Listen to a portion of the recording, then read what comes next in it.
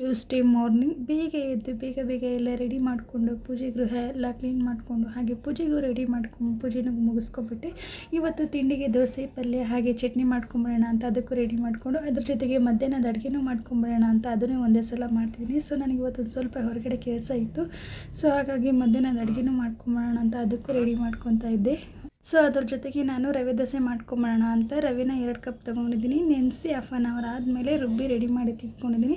ಅದ್ರ ಜೊತೆಗೆ ಮಧ್ಯಾಹ್ನ ಊಟಕ್ಕೆ ನಾನು ಹೆಸರುಕಾಳು ಸಾಂಬಾರು ಮಾಡ್ಕೊಂಬಿಡೋಣ ಅಂತ ಮಸಾಲೆ ಕೂಡ ರೆಡಿ ಮಾಡ್ಕೊಂಡಿದ್ದೀನಿ. ಹಾಗೆ ಅದ್ರ ಜೊತೆಗೆ ಆಲೂಗಡ್ಡೆ ಪಲ್ಯಗೆ ಎಲ್ಲ ಕಟ್ ಮಾಡಿ ರೆಡಿ ಮಾಡ್ಕೊಂಡಿದ್ದೀನಿ. ನಾನು ಎದ್ದ ತಕ್ಷಣ ಬೆಳಿಗ್ಗೆ ಸ್ವಲ್ಪ ಉಗುರು ಬೆಚ್ಚಗಿರುವಂಥ ನೀರು ಕೂಡ ಕುಡಿತೀನಿ.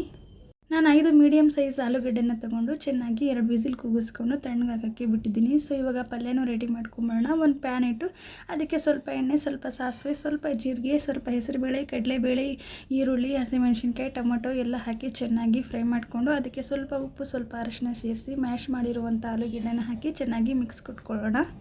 ನಂತರ ಇವತ್ತು ನನ್ನ ಸ್ಕೂಲಲ್ಲಿ ಪೇರೆಂಟ್ಸ್ ಮೀಟಿಂಗ್ ಕೂಡ ಇತ್ತು. ಸೊ ಹಾಗಾಗಿ ನಾನು ಅದು ಕೂಡ ಅಟೆಂಡ್ ಮಾಡಬೇಕಿತ್ತು. ಅದಕ್ಕೆ ನಾನು ಮಧ್ಯಾಹ್ನನೇ ಸಾಂಬಾರನ್ನ ಬೆಳಿಗ್ಗೆನೇ ಮಾಡಿಟ್ಕೊಂಡ್ಬಿಟ್ಟಿದ್ದೀನಿ. ಈ ದೋಸೆ ತವಾನ ಇಟ್ಕೊಂಡು ದೋಸೆನ ಹಾಕಿ ಸ್ವಲ್ಪ ಎಣ್ಣೆ ಅಥವಾ ತುಪ್ಪನ ಮೇಲ್ಗಡೆ ಸವರಿ ಅದ್ರ ಜೊತೆಗೆ ನೀವೇನಾದರೂ ಚಟ್ನಿ ಪುಡಿನೋ ಅಥವಾ ನಾರ್ಮಲ್ ಹಸಿಮೆಣಸಿನ್ಕಾಯಿ, ಕೊತ್ತಂಬರಿ ಸೊಪ್ಪು ಏನಾದರೂ ಹಾಕೊಳ್ಳೋಂಗಿದ್ರೆ ಹಾಕೊಳ್ಳಿ, ತುಂಬಾ ಟೇಸ್ಟಿಯಾಗಿರುತ್ತೆ. ಹಾಗೆ ದೋಸೆ ಕೂಡ ಆಯಿತು. ನನ್ನ ಮಗಳಿಗೂ ಸೊ ಟೈಮ್ ಆಗಿಬಿಟ್ಟಿತ್ತು. ಅವಳಿಗೂ ಹಾಗೆ ತಿನ್ನಿಸಿ ನನ್ನ ಹಸ್ಬೆಂಡು ಸ್ಕೂಲ್ ಹತ್ರನೇ ಬಿಟ್ಬಿಟ್ಟು ಬಂದರು. ನಂತರ ಸಾಂಬಾರು ಕೂಡ ಮಾಡ್ಕೊಂಬಿಡೋಣ ಅಂತ ಸಾಂಬಾರಿಗೂ ಎಲ್ಲ ಮಸಾಲೆ ಎಲ್ಲ ರೆಡಿ ಮಾಡಿ ಎತ್ತಿಟ್ಕೊಂಡಿದ್ದೆ. ಹಾಗೆ ನಾನು ಹೆಸರು ಕಾಳನ್ನ 2 ವಿಸಿಲ್ ಕೂಗಿಸಿ ರೆಡಿ ಮಾಡ್ಕೊಂಡಿದ್ದೀನಿ.